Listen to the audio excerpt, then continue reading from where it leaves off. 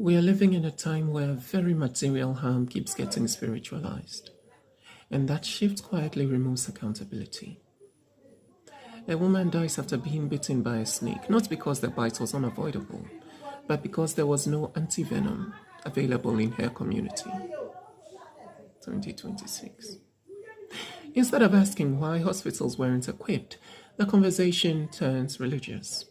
Queer people are beaten, abducted, or publicly humiliated, and the violence is framed as morality or tradition, instead of being treated as a political failure to protect citizens.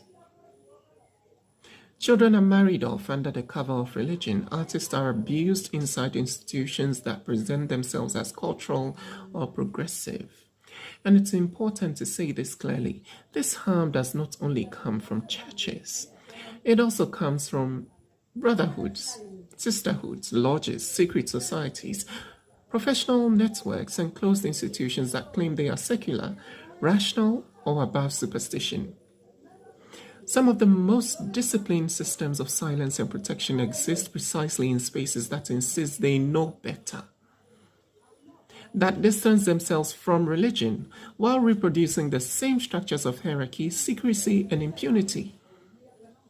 So when harm is exposed and we blame religion alone or dismiss it as superstition, we miss the larger structure. What's being protected is not belief, it's power. And every time harm is spiritualized, attention is pulled away from systems and placed onto symbolism. People don't die because of metaphors, they die because of policy failures. Because resources were absent, because perpetrators were protected, because accountability was deferred. When the response is prayer instead of infrastructure, morality instead of justice, belief instead of protection, harm is allowed to repeat. This isn't about whether someone believes in God, Satan, or nothing at all. Belief isn't the issue. The issue is what happens when power hides behind belief or behind claims of rationality, so no one has to answer for outcomes. If we want safety, dignity, and justice, we have to stop treating preventable harm as fate and start asking who had the power to intervene and didn't.